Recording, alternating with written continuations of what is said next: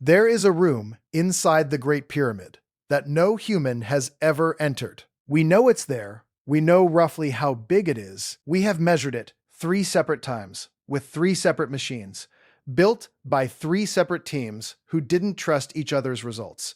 And in 4,500 years, no one has ever found the door. It sits in the dark, above the Grand Gallery, deep in the heart of the largest stone monument ever raised by human hands. It is at least 30 meters long. That is the length of a passenger jet, and it is sealed inside solid limestone with no passage in, no passage out, and no official explanation for why it exists at all. Most people who stand at Giza walk right past the spot beneath it. They photograph the outside, they buy a ticket, shuffle through the famous corridors, and never once imagine that somewhere above their heads, behind millions of tons of stone, there is a space the size of a cathedral that has been closed since before the first word of any holy book was ever written. This is the story of what is hidden inside and beneath the pyramids of Giza, the technology that built them, the chambers we can now detect but still cannot reach, and the question the title of this video asked, the question mainstream archaeology still cannot fully answer. What is down there? Who put it there? And how? By the end of this, you're going to understand exactly what the scanners found under that plateau, why the people who could explain it keep going silent, and why the most studied monument in human history is still keeping its biggest secret in plain sight.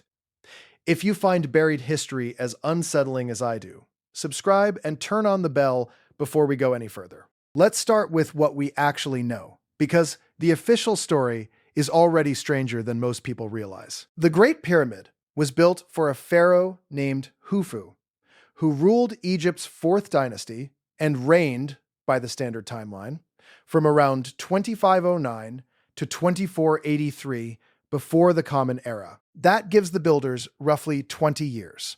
In those 2 decades, they cut, moved, and stacked an estimated 2.3 million blocks of stone. Each side of the base measures about 230 meters. When it was finished, it rose to nearly 147 meters, and it stayed the tallest structure on Earth for almost 4,000 years. Nothing humans built came close until the cathedrals of medieval Europe. But the size isn't the part that should bother you. The precision is. The base of the Great Pyramid is level across its entire 13-acre footprint to within just over 2 centimeters. The 4 sides are aligned to true north, south, east, and west, with an error of less than 4 minutes of arc. That is 1/15th of a single degree. To put that in plain terms, this 6 million ton mountain of stone is aimed at the cardinal points of the planet more accurately than most modern buildings. And it was done by people who, according to the textbooks, had no compass, no telescope, and no machine more advanced than a copper chisel and a rope. For a long time, scholars treated this as a kind of footnote, a tomb, an impressive tomb, but a tomb. The precision was either coincidence or rounded off or quietly waved away as something the Egyptians simply figured out. The deeper engineering questions, how you lift the impossible, how you aim a structure this large at a sky with no pole star, were left for the tour guides to mumble through. The pyramid was filed under religion and burial, and the technical evidence sitting inside it was largely ignored. Here's the problem with that. The Egyptians didn't leave us a manual. They left us the machine. The structure itself is the document. And when you read it the way an engineer reads a blueprint instead of the way a historian reads a myth, it starts saying something very different. Take the name. The ancient Egyptians didn't call it the Great Pyramid. They called it Akhet Khufu, the horizon of Khufu. For centuries, that was treated as poetry, a spiritual flourish, a king becoming one with the sky. But the word horizon wasn't decoration. The pyramid was once sheathed in polished white limestone, casing stones so smooth and bright that the whole structure would have flashed in the sun like a mirror, visible for miles across the desert. It wasn't a metaphor for a horizon. It was a built one, a man-made landmark designed to interact with the sun and the stars with a precision no one was supposed to need for a grave. Not a myth, not a metaphor, an instrument. And it leaves behind three pieces of evidence that look poetic at first and turn cold and technical the moment you actually examine them. The first clue is the star that isn't there. The Great Pyramid points at true north. So do its neighbors. The three main pyramids at Giza, along with the earlier pyramids at Dashur, were all aimed at the cardinal directions with extraordinary accuracy. And here is the detail that stops people who study it. When these pyramids were built, there was no North Star. Because of a slow wobble in the Earth's axis called precession, the star we now use to find north, Polaris, was nowhere near the celestial pole 45 centuries ago. The builders aimed at a point in the sky that was marked by nothing at all, and they hit it within a fraction of a degree. The mainstream explanation, and it's a good one, came from an archaeologist and engineer named Glenn Dash. In a 2017 study, he showed that on the day of the autumn equinox, using nothing more than a vertical rod and the shadow it casts across a clear, sunny day, you can find true north with surprising accuracy. Count 91 days forward from the summer solstice. Wait for the equinox, track the shadow, and the line falls almost exactly north to south. Simple, elegant, no aliens required. But that explanation has a problem. The error in the pyramids isn't random. All of them are tilted very slightly counterclockwise by almost the same tiny amount. Khufu's pyramid is off true north by about 3.5 minutes of arc. Khafre's by 6. The same direction, the same scale of error, repeated across multiple monuments, built across multiple reigns. That isn't what you'd expect from a rough shadow method used by different crews. That's what you'd expect from a single shared technique, applied with discipline, calibrated against the sky itself. They weren't guessing. They were recording. And whatever they were using, they used it the same way every time. That's the first thing they got impossibly right. The second is a stone that should never have made it to the top. Deep inside the pyramid, far above the entrance, sits the king's chamber. It is built entirely of red granite, not limestone, which they quarried locally and could float a short distance down the Nile. Granite. And the nearest source of that specific red granite is Aswan, more than 800 kilometers to the south. The builders chose to drag the hardest, heaviest stone available across most of the length of Egypt, then lift it 43 meters into the air to line a single room. And these were not small stones. The ceiling of the king's chamber is made of 9 granite slabs that together weigh around 400 tons. Some of the individual beams used in that chamber and the relieving chambers stacked above it weigh between 25 and 80 tons each.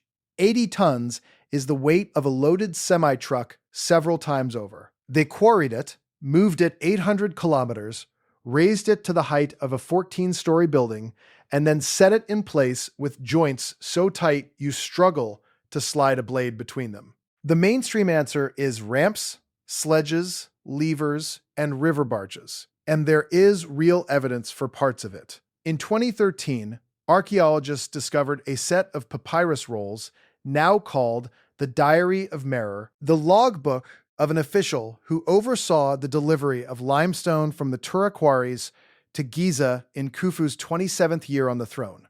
It's a genuine, dated, written record of the construction supply chain, and it's remarkable. But that explanation has a gap, and the gap is the granite. The Diary of Merer documents limestone, the lighter, softer casing stone. It does not solve the harder question of how you take an 80-ton block of one of the hardest stones on Earth, lift it dozens of meters, and seat it to the millimeter without modern cranes, without steel, without hydraulics. And it gets stranger the closer you look.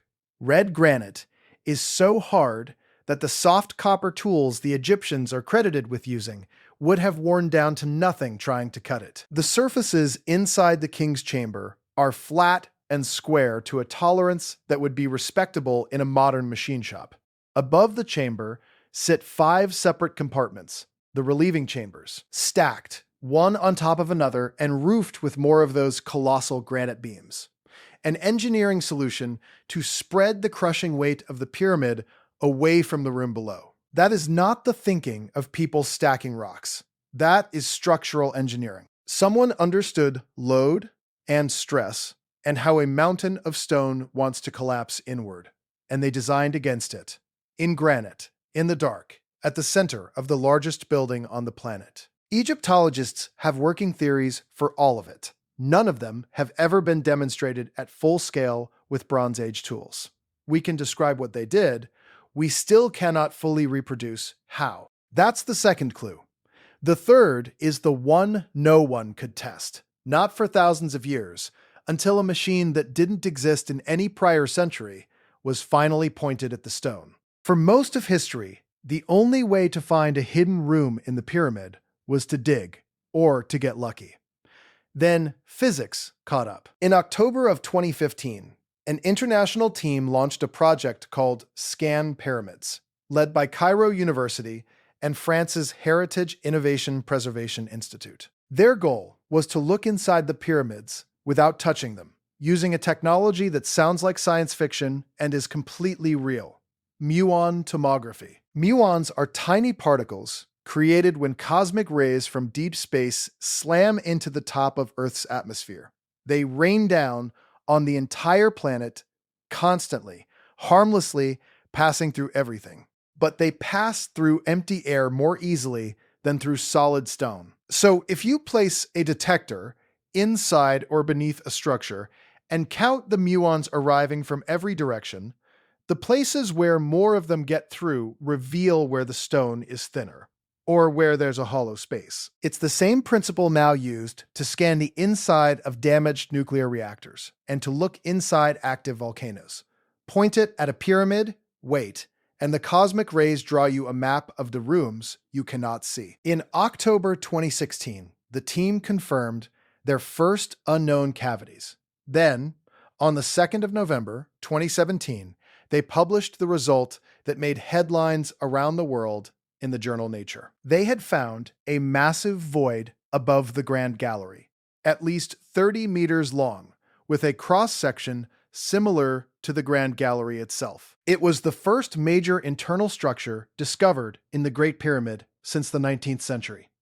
They detected it with 3 different muon technologies, run by 3 independent groups, and they all agreed. One National Geographic explorer called it the discovery of the century. They named it the Scan Pyramid's Big Void.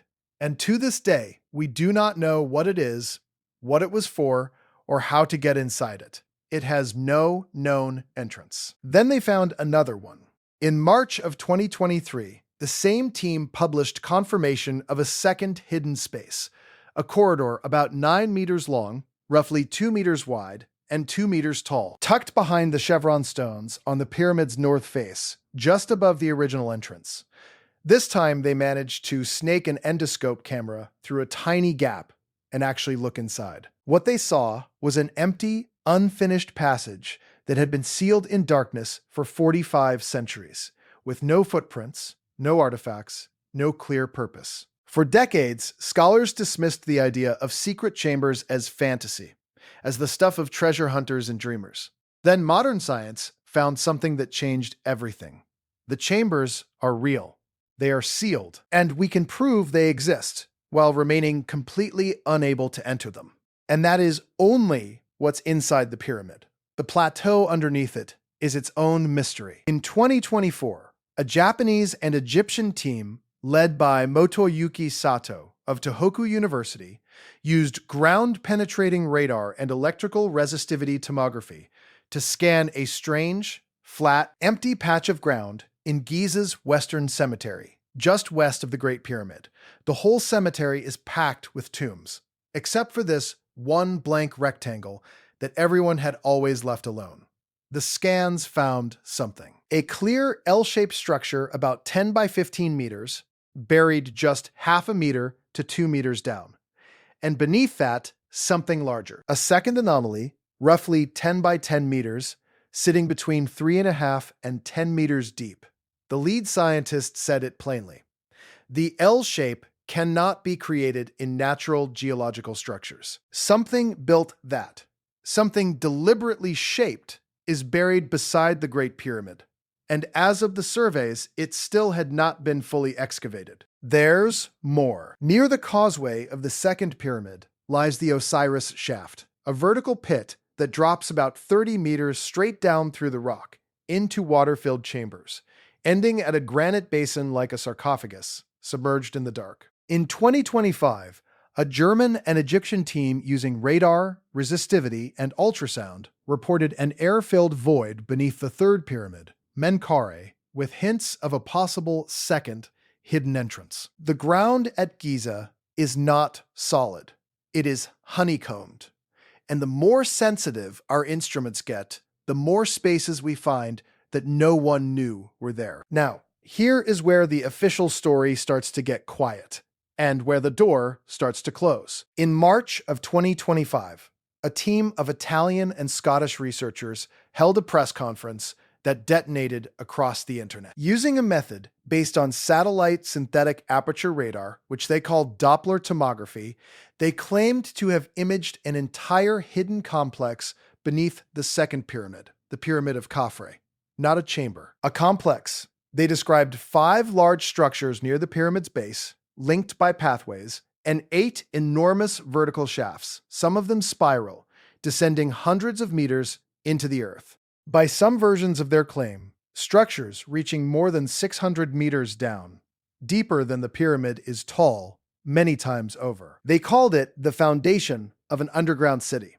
Some of them invoked the legendary Hall of Records, a fabled lost library said to hold the knowledge of a vanished age. And the response from the establishment was immediate and absolute. Egypt's former head of antiquities, Zahi Hawass, called the claims baseless. He stated flatly that no radar devices had been used under Khafre, that no permits had been granted for any such work, and that the whole thing was an attempt to undermine Egyptian civilization. Other experts pointed out, correctly, that the research had not passed peer review, and that satellite radar simply cannot reliably see detailed structures hundreds of meters deep through dense limestone. The claims were waved off the stage. But notice the pattern. The voids inside the pyramid are confirmed by hard physics, and they remain sealed because Egyptian law permits only non-destructive research on the plateau. The buried, deliberately shaped anomaly in the Western Cemetery is confirmed by 2 independent technologies, and excavation has crawled. And the moment anyone claims to look deeper than the official narrative allows, the permits vanish. The denials arrive within days, and the conversation is shut down. It was detected, it was mapped, and then it disappeared from the headlines. Whatever is down there, the one consistent rule is that we are not allowed to dig. So let's slow down, because around this point, you should be asking the obvious question. Does any of this prove that a lost civilization left advanced technology under Giza? That aliens sealed a vault we were never meant to open? That the pyramids are machines built by hands that weren't human? Probably not. And the honest version of this story is important, because the honest version is still extraordinary. The alignment can be explained. Glenn Dash showed that a simple shadow method on the equinox gets you that precision. No lost science required. The hidden voids are very likely construction features, not secret vaults. The leading theory is that spaces like the Big Void and the corridors were part of how the pyramid was built. Internal ramps and weight-relieving gaps that let the workers raise and balance those enormous granite beams. Empty by design, not by mystery. And the underground city beneath Khafre, the one that broke the internet, remains completely unverified. Almost certainly a misreading of natural fissures, water channels, and the genuine but already known cave system that runs under the plateau. That's the grounded explanation. And here's why it doesn't make any of this ordinary. Because the precision is still real, it was measured. The base is still level to 2 centimeters. The thing is still aimed at the pole within a fraction of a degree, by people without a compass, at a sky with no pole star. The Big Void is still real, still 30 meters long, still sealed, still without a door. The North Face corridor is real. The L-shaped structure under the Western Cemetery is real, and the scientist who found it says it cannot be natural. The water-filled shaft is real. None of these require aliens. All of them require an answer we still do not have. And if even the careful, grounded version is true, then think about what that actually means. It means a Bronze Age culture aligned a 6 million ton structure to the rotating sky more accurately than a modern hiker with a compass. It means they quarried the hardest stone in their world, carried it 800 kilometers, lifted 80-ton beams to the height of a 14-story building, and seeded them to the millimeter, using methods we can describe but have never once reproduced at full scale. It means they built by intention or by genius at least one sealed room the size of a passenger plane that we cannot enter, on top of a plateau riddled with shafts and water and confirmed anomalies that no one has dug into. And if our textbooks are missing the method, if we genuinely cannot reconstruct how this was done with the tools we say they had, then we are not missing a detail. We are missing a chapter in the story of how civilization itself began. Which leaves one question standing in the dark. They built a room and gave it no door. A space the size of a cathedral, sealed in stone, never meant to be entered by anyone. Ever. We assume it's structural. We assume it's empty. But we are assuming because we have never been inside. So the question that the cosmic rays handed us, and then refused to answer, is the simplest and the most unsettling one of all. What do you seal away so carefully that you build it to never be opened? And why would you want the world to forget it was ever there? The detectors still sit in those chambers, quietly counting particles that fell from space. The big void is still mapped, still measured, still sealed exactly where it has been since before history was written. The anomaly beneath the Western Cemetery is still buried, the excavation still pending, the law still forbidding the dig. Somewhere above the Grand Gallery, in the dark, in silence, the room with no door is waiting. Still there, still sealed, still off limits. And the people who could open it have decided, for now, that some doors are better left closed. If this is the kind of buried history that keeps you up at night, you are not alone, and there is more of it than anyone wants to admit. Watch the next investigation on screen now, because the discovery I uncover there may be the one that finally forces that door open.